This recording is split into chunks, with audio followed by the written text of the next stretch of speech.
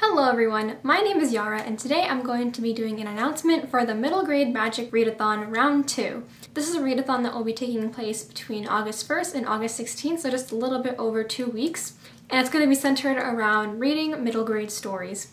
This is a readathon created by Cara over at Wilde Book Garden, who started this last year, and then this year it kindly invited me to be a co-host, along with the other co-hosts Kelly by cozyreaderkelly, Yvette from BookCave, and Kier from Kier the Scrivener. I'll leave all of their channels and social media information down below. So as the name of the readathon suggests, this is all about highlighting middle grade stories, as well as talking about what makes them unique and special and valuable for just about any reader. All of the prompts for this readathon are inspired by quotes from writers who have talked about the importance and power of middle grade and children's literature. So let's get into all the prompts. The first quote is from Dr. Rudine Simms Bishop, who says, "Children need windows and mirrors. They need mirrors in which they see themselves and windows through which they see the world." So this part is actually a two-parter, and the first part is read an Own Voices novel featuring a main character who is different from you, and the second part is read a book with a main character who you share part of your identity with. I really like this quote because it talks about and it emphasizes how important it is to see a different perspective from your own and someone with different experiences,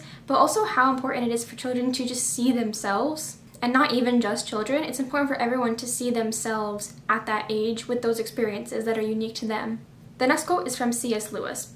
"Since it is so likely that children will meet cruel enemies, let them at least have heard of brave knights and heroic courage. Otherwise, you are making their destiny not brighter, but darker." And the prompt for this is read a book that gives you hope. And this is definitely not going to be hard to find books for, because I feel like it's a almost cornerstone of middle grade to have books centering on looking towards a better future. And you can especially see this with stories that deal with a lot of heavy topics. Even when the characters are going through a lot of pain and a lot of struggle, there's always that layer of hope and that layer of looking towards a better future. And it's something so inspiring about reading middle grade. Prompt number 3 is inspired by a quote by Madeleine L'Engle. "You have to write the book that wants to be written, and if the book will be too difficult for grown-ups, then you write it for children." And the prompt for this is read a book that deals with a serious topic. I really like that quote because it kind of touches on the idea that just because middle grade and children's literature is aimed and accessible to read by children, it doesn't make the stories and the themes less complex. Like, a lot of times it's the same themes that are tackled in other kinds of stories that are aimed towards older groups, but just handled in a different way. There are definitely middle grade books that deal with a lot of different serious issues like racism, homophobia, Islamophobia, bullying, self-acceptance. Kids go through all kinds of experiences like that, and it's really valuable to see it from their perspective and from that lens. Prompt number 4 is inspired by Audrey Hepburn, and she says, "If I'm honest, I have to tell you, I still read fairy tales and I like them best of all."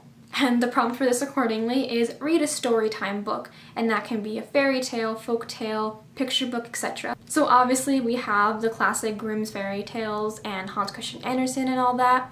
And even if you're familiar with the story from like Disney princesses and stuff, it's really fun to actually see what the original story was that was told to children. And honestly, I think it's more fun to look at it as an adult or as an older person. And I'm personally really excited to read some stories that I haven't heard of, even within like the Grimm's fairy tales. Prompt number 5 is inspired by Maurice Sendak. "Imagination for the child is the miraculous, freewheeling device he uses to course his way through the problems of every day.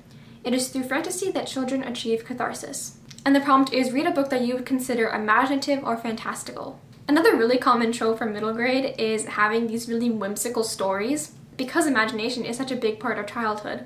And I love how these kinds of stories use the whimsy and use the fantastical elements to portray things about the kids and what they're going through in their real life. And yeah, so these kinds of stories can be magical realism or fabulism or even full-on fantasy.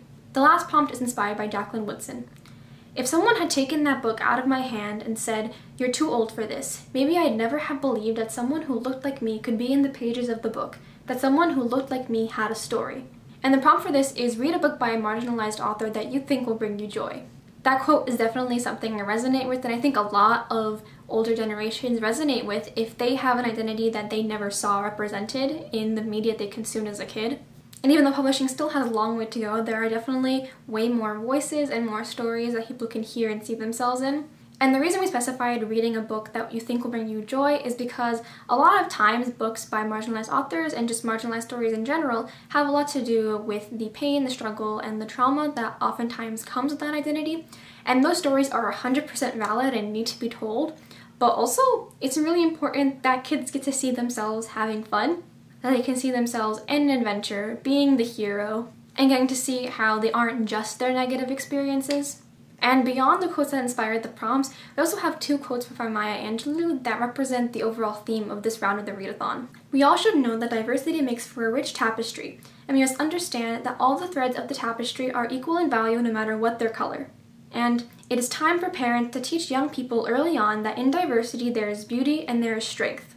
If you decide to participate in this readathon, we really encourage you to choose diversely, not just for the ones that specifically asked for different experiences or books by a marginalized creator. It's really easy to just stay within the realm of the popular authors and the popular books, but reading diversely is really a matter of intention, and it should be going on even when not prompted to. So this readathon really is meant to be light and easygoing. You can double up on the prompts or not do them at all and just read the middle grade that you want to read. If you happen to be taking part in the Rick Riordan Presents read-along that I'm also hosting through the summer and fall, you can use those books for this readathon, and even if you're not participating in the read-along, the Rick Riordan Presents imprint are all middle grade books from authors of marginalized communities, so those are great to check out. So all the information about the readathon and all the prompts will be under the Twitter, which is @midgrademagic. Please let me know if you're going to participate, and if so, what books you're thinking of reading, or if you have any recommendations for me, I would love that. Even though I really tend to enjoy middle grade stories, I'm vastly underread, and I'm really hoping to improve that with this readathon. So anyway, that is all I have to say. Thank you so much for watching, and I'll see you later. Bye!